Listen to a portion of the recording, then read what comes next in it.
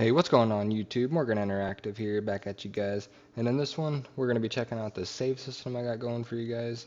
Yeah, let's just get right into it. So I guess the first thing we'll do here is just show you it in action. So if we come over here to our FPS player, which is, you can attach this to any script really, and I mean it's flexible. You can do anything with it. I'll show you guys everything. I'll give you guys examples and all that.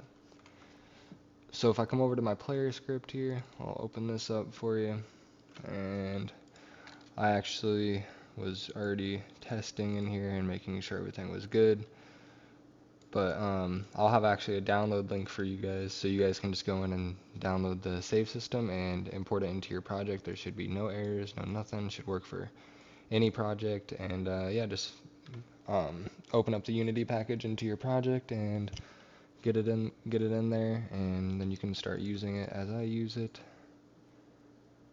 So we have a player class here, and I just made a struct here called player data, and we're just saving the player position and rotation here. And here is actually, so that you don't have to do this, you can just have a save and a load method, but what I did was made it a little easier for you guys. I thought I'd give you a cool little example. You can make like a base mono behavior class, and this will have like an ID, and you can make this public if you wanted to, but probably best practice to do what I did here. And then you just have another method here called getID, and you can make all your methods and stuff that you have in this one virtual, so then you can override them in here. And this is aimed towards a little bit more of advanced coders, so if you're not too advanced in coding or intermediate or whatever, just try to follow along as best as possible. I'll go through everything and show you guys, and hopefully you can copy everything down or whatever. So yeah, and then you have your save and load on start and exit. It's kind of a weird name, I know, but yeah. And that's just so if you start it, obviously it saves, and when you exit it, or when you exit it saves, and when you start it, it loads. And to actually implement that here, we just do this. And the awake method, we're just checking if the save and load is save and load on start and exit is enabled, and if it is, we're just loading. Same for when we quit the application, we're using the on application quit method by Unity here, and we'll just save it there if that is enabled. And on the on validate method, we're creating a new ID, and just in case, we will do it in the awake method also. And that is for the save system, so I'll explain that to you guys over here actually. So then this is obviously this would just be like I would be using the mono behavior class, except for I have my extra code in here, so that's nice. So now we have overridden our save and load method here, and I'm just making a new structure for our player data. Pretty easy stuff. You're just, like I said, we're just saving the position and rotation, and in the save method, we're just saving the player data, saved player position and rotation to the current player position and rotation.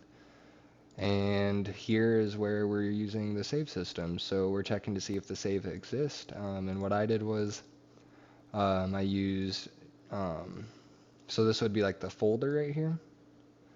And you can do a slash here, and you can do whatever. So this would be, you could do player data, maybe health data, or health slash, and then this. And then, so now this would be another folder here. Or you could just keep it at this, which is what I like, is this, because then the health could be like inside of here, stamina, whatever you want to save of player data inside of here. So we're just checking to see if that exists, and the get ID method obviously was in here. And if I show you what that looks like, that is just this here. And I messed that up. But yeah. Let's see here. So now if it doesn't exist, we are returning because you don't want to save anything.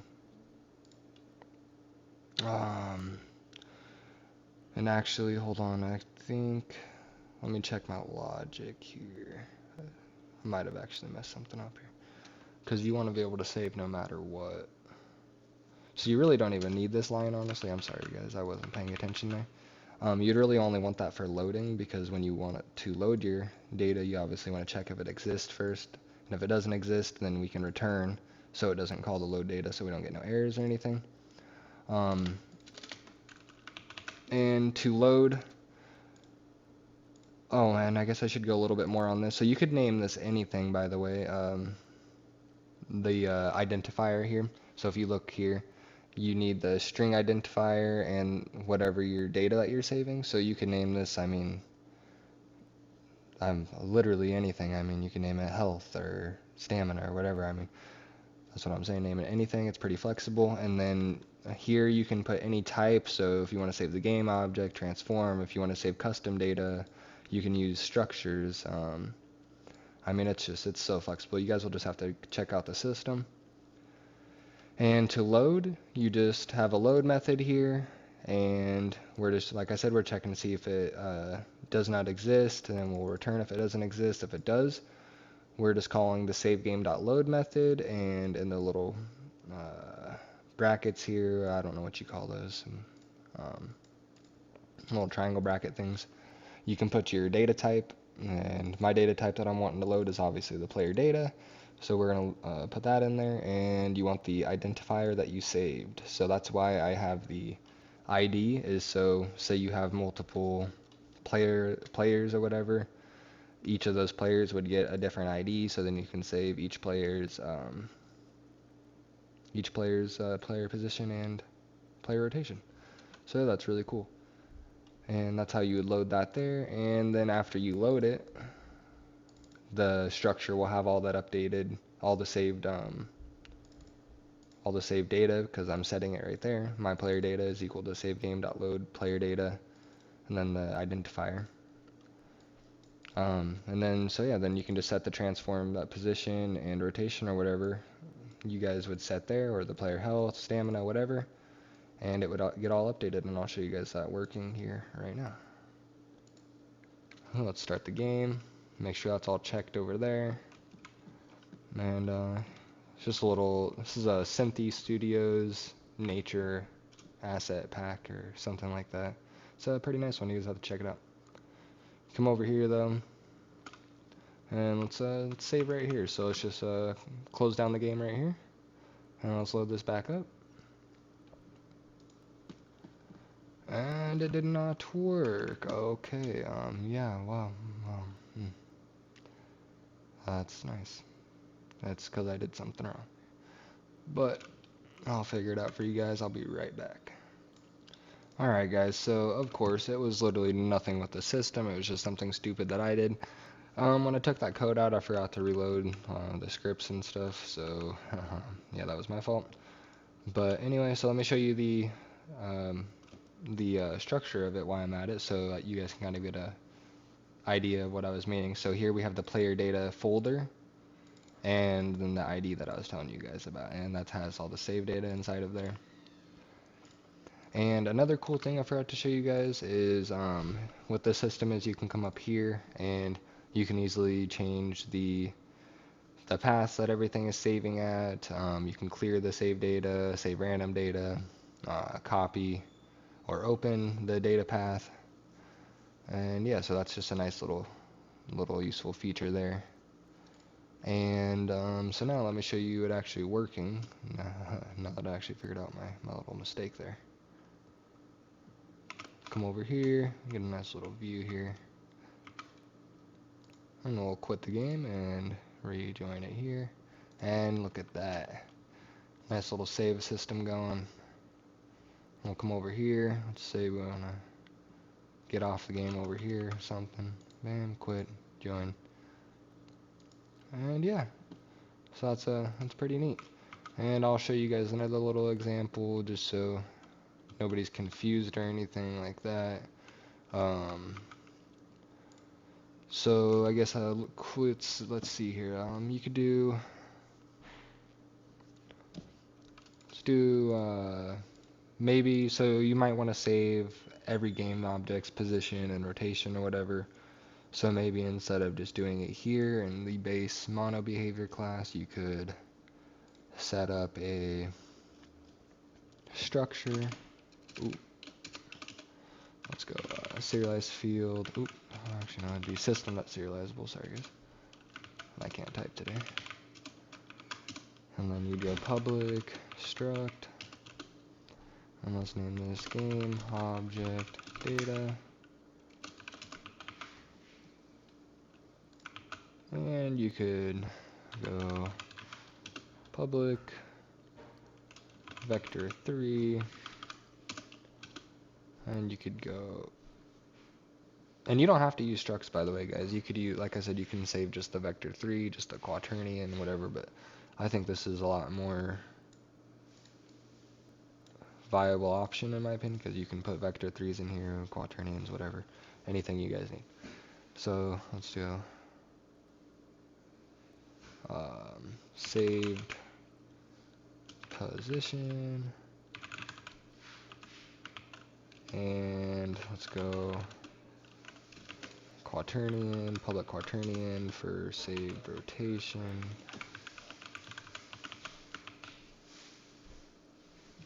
and maybe for public bool is active, or maybe is visible would be better, if I can spell. And yeah, that should be good. And you would just come up here, and you can make yourself a private, well, what would that need to be actually? Yeah, that could be private game object data,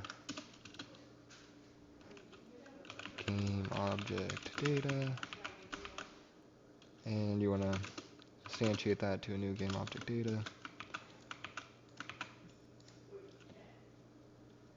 And in your save and load methods here now, you could go game object data dot save position is equal to transform dot position, and game object data dot that's game object saved rotation is equal to transform dot rotation, and you can put the game object data dot is visible is equal to game object dot active and a hierarchy. So now say you were to pick up a game object or something, and instead of destroying it you just have it disabled or whatever, then you can, that will be saved whenever you go out and whenever you exit and go back into your game. So yeah, that's cool. And that's, in the load you would just do, oh, and you actually need to call the save, so you do a save game dot save, and you could go, let's say game objects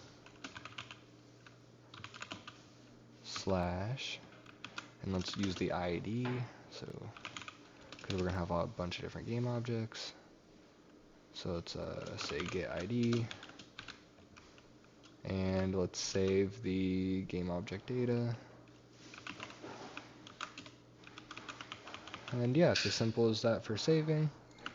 And for loading, you can, it's kind of literally the opposite of that actually. So you would just go, you would check and see if the save game exists. So you can do if save game dot exist, and you could use the game objects tag up there.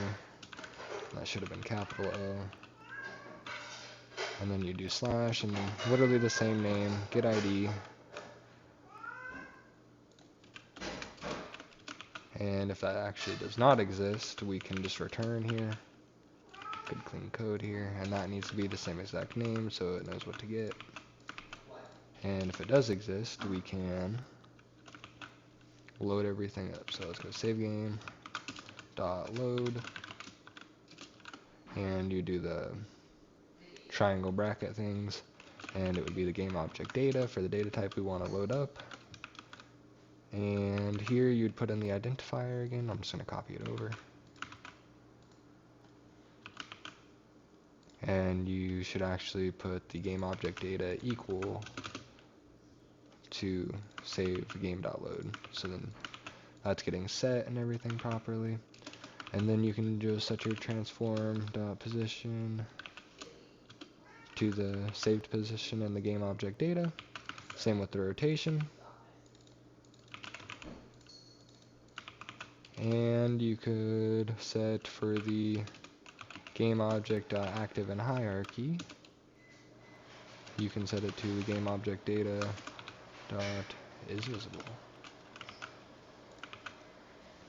Ooh, you would actually have to do set active, sorry.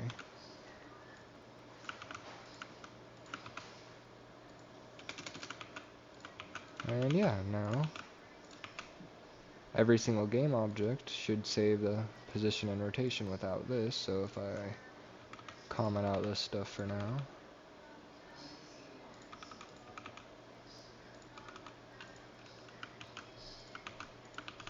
so all that should already be set up and going.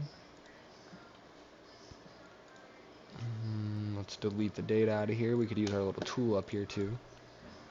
Let's do that, show it off. Clear save data, yes, and all the data is deleted. So now, let's go into here, and this should work. So let's go over to the campfire again. We'll go all the way up to it this time. We'll get this little glare right here. How about that? And we'll quit the game, rejoin the game. Look at that. So now that could be attached to every single script that you have. You could make maybe a savable game object script. So instead of having a base mono behavior class, maybe you just have a save bubble game object, and in here you could have that ID, so you would go serialized field private string ID public string get ID, and you just return ID. And on validate, you could check and see if the ID is equal to an empty string, so you could use string.empty or just do that. And if it is, then you would set the ID. You can set it equal to whatever, or you can set it equal to a new. So you do GUID dot new GUID dot toString, and that will make up a random set of a random ID for you, which I like using. It's really helpful. And in the awake method, you could do the same thing, just so if you start your game and it doesn't have an ID, it doesn't give you any errors or anything. It will set up the ID for you. And then you would just make your save and load method, which we can just come over here and just copy this just to make it a little easier, because we're going to be doing the same exact thing.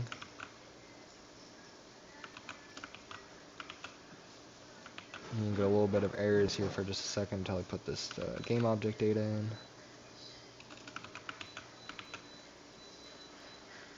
And actually, we wouldn't even need it there, but that's where you would most likely want to have it, so we'll delete it here. And delete it here. You can have your game object data in here now.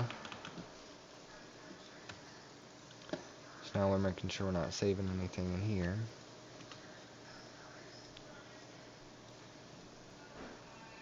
Pretty much doing the same thing that we were doing in this class, just it's not your, it's not a base mono behavior class anymore. It's just, you have your separate script here for a savable game object.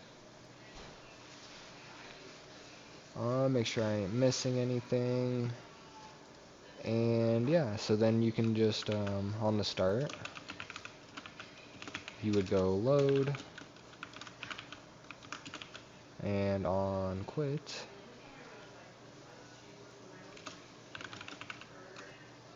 on application quit, you would do save,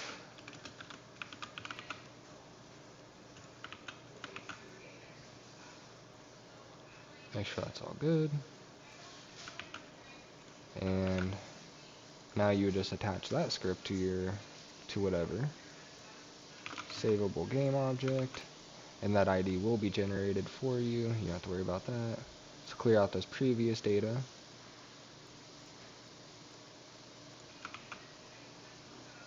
And let's see if it works. There is the ID. Let's make sure that. Okay, that's a little bit of a glitch, but that's not nothing hard to figure out, just with the ID there. So now if we come over here,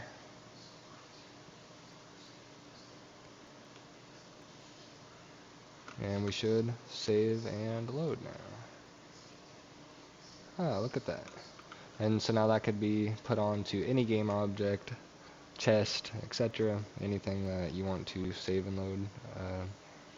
Player or save position, rotation, and visibility, or whatever other data you want. So yeah, that's pretty much it. If you guys have any questions or anything like that, let me know in the comments. I'll probably end up making a Discord or something like that for easier help and stuff. And if you guys enjoyed the video, like, comment, and subscribe. And yeah, I'll have the download link for this whole system for free for you guys in the description. And yeah, it's been Morgan Interactive, and peace out, guys.